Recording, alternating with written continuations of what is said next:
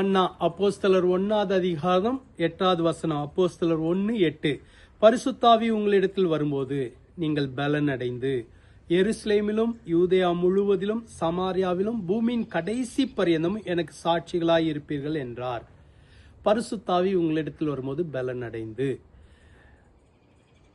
இந்த மாதத்தில் ஆண்டவர் நமக்கு கொடுத்த வாக்கு தத்த வசனம், கர்த்தர் தமது ஜனத்திற்கு பலன் கொடுப்பார்.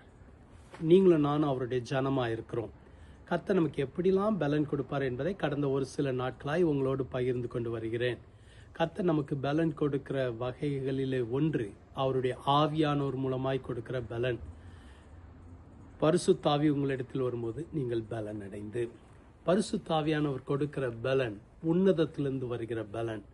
பரிசுத்தாவியானவர் கொடுக்கிற பலன் நம்மளை தொடர்ந்து உற்சாகப்படுத்துகிற ஒரு பலன். கர்த்தருக்காக நிற்பதற்கு உதவி செய்கிற பலன். கர்த்தருக்காக முன்னேறி செல்வதற்கு உதவியாக இருக்கிற பலன். இப்படிப்பட்ட பலனை கர்த்தர் கொடுக்க விரும்புகிறார். அவருடைய பரிசுத்த ஆவியினாலே இந்த பலன் கொடுக்கப்படும். இயேசு கிறிஸ்து உயிரோடு எழுந்து பரத்துக்கு ஏறி செல்லும் முன்பாக சீஷர்களுக்கு கொடுத்த ஒரு முக்கியமான ஆலோசனை, உன்னதத்திலிருந்து வருகிற பலனால் தரிப்பிக்கப்படும் வரைக்கும் எருசலேமில் காத்திருங்கள். சீஷர்கள் எல்லோரும் காத்திருந்து அந்த பலனை பெற்றுக்கொண்டார்கள்.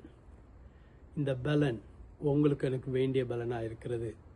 இன்றைக்கு பரிசுத்தாவியானவரால் நம்மளை நிரப்ப விரும்புகிறார், பலன் கொடுக்க விரும்புகிறார். வேதத்தில் சொல்லப்பட்டிருக்க கேட்கிற எவனும் பெற்றுக்கொள்கிறான். நீங்களும் நானும் கேட்டால் இந்த பலன் நமக்கும் இன்னைக்கு இறங்கி வரும்.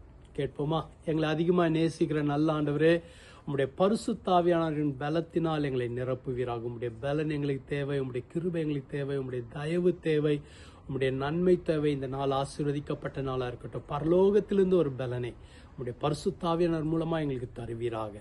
ஆண்டவரே, உமக்காக நாங்கள் நிற்கணும், உமக்காக முன்னேறி செல்லணும், உமக்காக ஏதாவது செய்யணும். அதுக்கு உம்முடைய பரிசுத்தாவின் பலனை தாங்க. இந்த நாள் ஆசீர்வதிக்கப்பட்ட நாளாக இருக்கட்டும். ஆசீர்வதியும் வழிநடத்தும் பொறுப்படுத்திக் கொள்ளும். இயேசுவின் மூலம் ஜெபிக்கிறோம் பிதாவே, ஆமென்.